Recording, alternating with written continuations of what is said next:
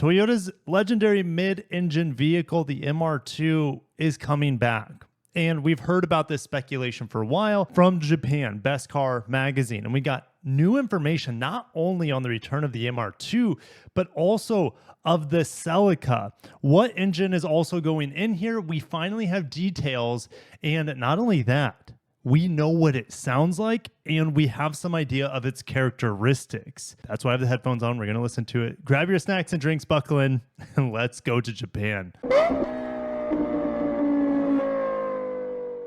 All right, so before we break down these scans from Best Car Web about the MR2 and the Celica, which I can't wait to do, this video popped up over at Toyota Times. Toyota Times is Toyota's in-house newspaper or magazine, whatever you want to call it. They cover topics that Toyota wants to communicate. They have essentially their own press team here. Now, it's all in Japanese, of course. And in this video, they were really talking about the multi-pathway presentation and workshop that they had with Mazda with the rotary engine and Subaru with the boxer engine. But the characteristics of this new 2-liter engine are finally made known to us. So let's go. 上原さんよろしくお願いします。おはようございます。すいません。この車を用意したということは、 hit that like button on my end too. All right, so this car is blacked out, or not blacked out, it's blurred out.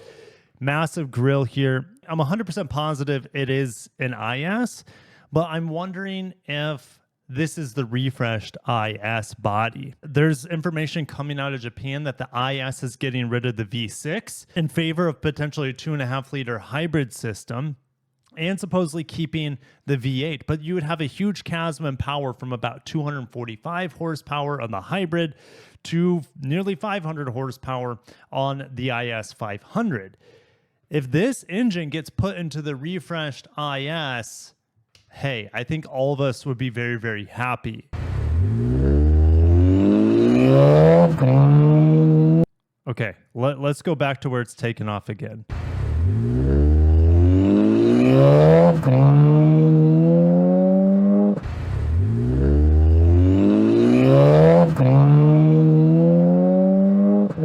Ah, oh, すごいパワー。あ、出るんだ。はあ、楽しい。もう一回入れますよ。いいですね。これですよ、これ。そうですね。スポーツカーのやっぱり楽しいこの感覚ね。はい。体にこうぐーっとこう圧力がきて。おーいい。おーおー。 It sounds really good, really, really smooth. And the shifts with this 8-speed, it reminds me of the LFAs a little bit and how there's a noticeable pause and then a grab of the next gear. And Toyota has mentioned that they don't want to make just fast cars, especially sports cars anymore with a gasoline engine. EVs absolutely blow these cars out of the water in terms of acceleration, but they want to make their sports cars full of feeling and full of engagement and full of excitement. And so, like the LFA with its single clutch automatic transmission, it was an 8-speed if I remember. This is going to be an 8-speed too, but it seems like you have this big pause and then a grab of the next gear, and so you get those G-force changes. But the smoothness of the engine and the high revving nature is what's very different compared to, let's say, the 2.4. And in fact, Toyota might replace the 2.4 in a lot of its performance cars with this new 2-liter turbo. Now, we don't have confirmation in this video if it's the 2-liter turbo, but it has to be. There's no way that they would be hyping this up around the 1.5-liter turbo that will also be coming out. That is not necessarily going to be a performance engine because you already have the 1.6-liter 3-cylinder turbo, and that gives us 300 horsepower right in the GR Corolla. So if you want a smaller displacement engine for, let's say, B and C class cars, that could be, like I said, the 1.6 3-cylinder. This is the 2-liter turbo, and I'm sure I'm putting some B-roll in there for you guys of this engine. The 2-liter turbo is more compact compared to the 2.4. It has more power, has more efficiency. You can run on carbon neutral fuels. It is the future for Toyota, and it revs much higher than the current dynamic force engines. All right, so it's definitely more enthusiast focused. お楽しい楽しいですね。楽しいですよこれありがとうございます。直線だけでもかなり楽しいですねそうですね。加速感がだいぶ感じられますよね。はいでもなんだろうなんかうまく説明できないんですけど、もっと同じぐらいのスピードが出る、同じぐらいの車で体感した時って、もっと爆音聞こえるし、体にもぐわーっとその、なんだろう、その。Alright, and what he's saying here, he's saying that this engine is so smooth. There's not hardly any vibrations coming through the cabin. That's a big problem I have with the 2.4 turbo from Toyota and Lexus. It just never feels refined, no matter what vehicle it's in. Now, it gets really close to being perfect when you hybridize it, let's say in the RX 500H, the TX 500H, or even the Toyota Crown. That's its best form. But on its own, the 2.4 turbo non-hybrid is just kind of rough, and it just has lots of vibrations. It's loud, doesn't have a refined sound. Everything that engine fails on, this 2-liter absolutely leaves it in the dust. スピードから来る圧力だけじゃない揺れっていうんですか、を感じてた感じなんですけど、そういう無駄な動きがないというか。そうですね。エンジン自体の高さも低いですし、で、かなり車の後ろの方にも積めるので、低重心で、しっかり車両全体で、静止もできるので。そうか、エンジン。So it's almost like a boxer engine, with its lack of vibrations and its center of gravity and the feeling that it gives you. So I cannot wait to test this engine out, and it's going to be in a ton of Toyota products in the future. We'll give it one more listen here.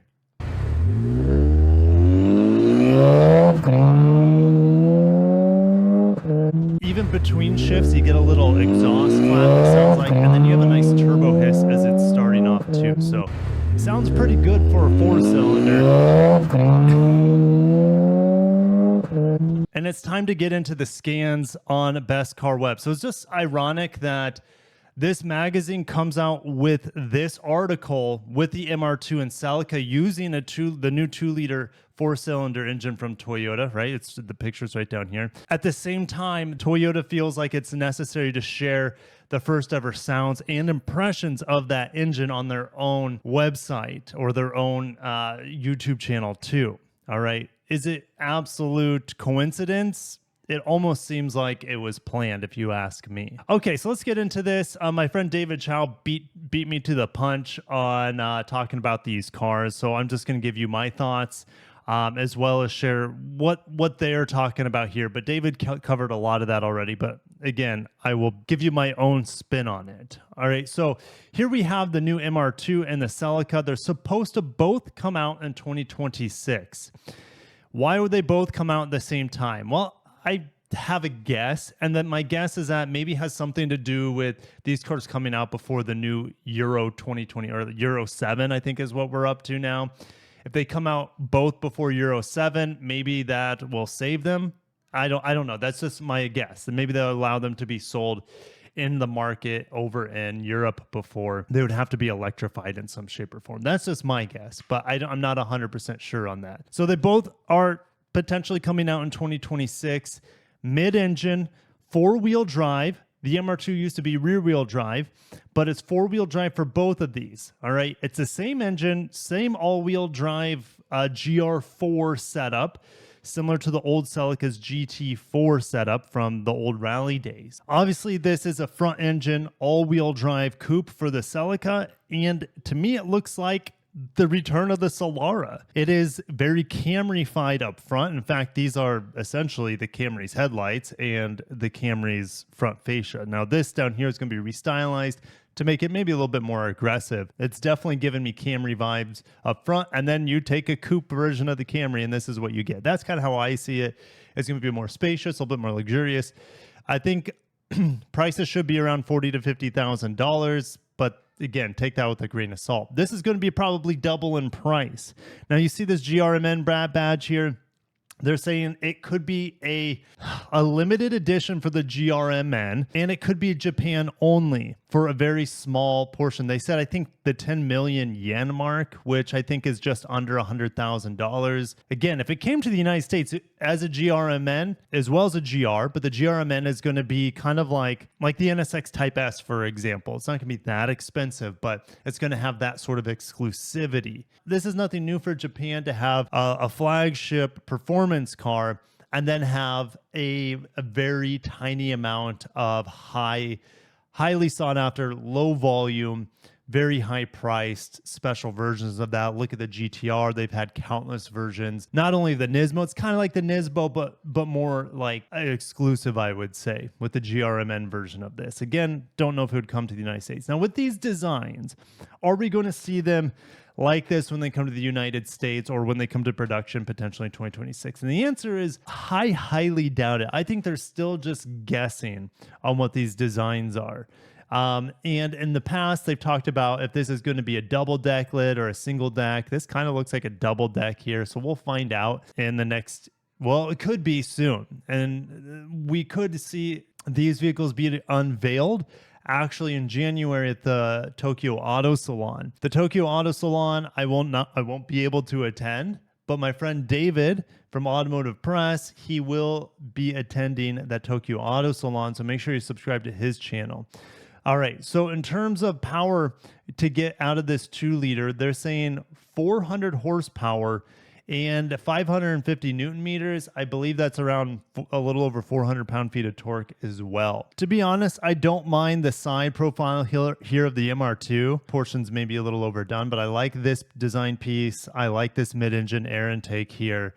I think it looks pretty cool from the side. The front end, it just shares no identity with other Toyota products. And it'd be cool to have a front, like a hood vent here as well. The Celica kind of gives me some Mustang vibes here with these vertical LED taillights. And these remind me of the Corolla hatchback, fake exhaust tips here. They just don't look right. I'd love to see a quad tip design here like we see in like the TLX Type S. That would be unreal to have that on the Celica, as well as the MR2, because these in-bumper exhausts just look funny. All right, let's get into some of the specs real quick, or at least what they're expecting. Total length. The MR2 will be 100 millimeters shorter, or 10 centimeters shorter than the Celica. They'll be about the same width, but the height of the Celica will be noticeably higher, 100 more millimeters, so 10 more centimeters there as well. Wheelbase is going to be identical between the two.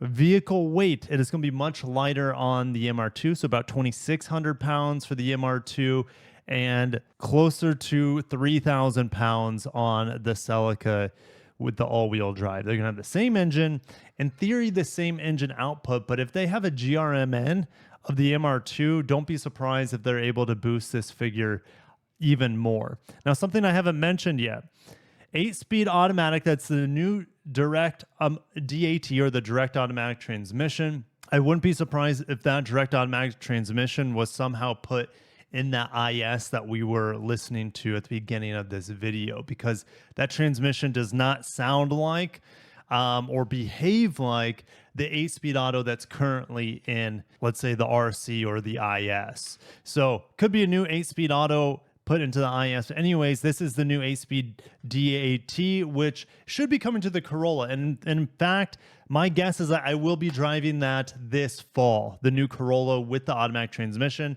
That's just what my gut's telling me. So stay tuned for that. So we'll be coming to the GR Corolla in the States before we get it in a Celica or MR2. But 6-speed manual, no electrification here.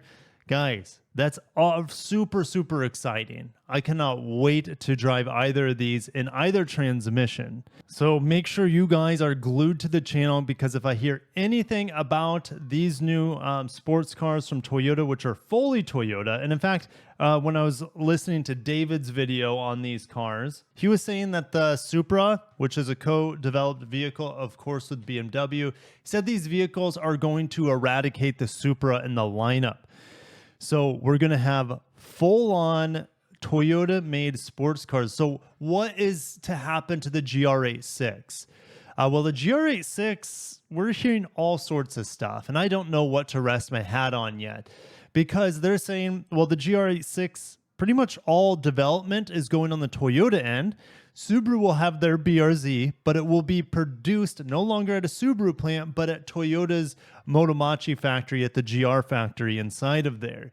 And Toyota's taking the reins on the whole project. So it'll be a Toyota engine. It'll be a Toyota hybrid is what I'm hearing. If it's that, it's going to be fairly expensive. You would think it'd be more expensive than what we have with the current BRZ and GR86. These seem to be more concrete in their speculation compared to the new GR86 and BRZ. But I cannot wait to hear more about these cars. And like I said, make sure you're subscribed because you don't want to miss out on any potential updates as we get closer to the reveal, the MR2, the revival of the MR2, and the revival of the Celica. And I love how the Celica is in yellow here.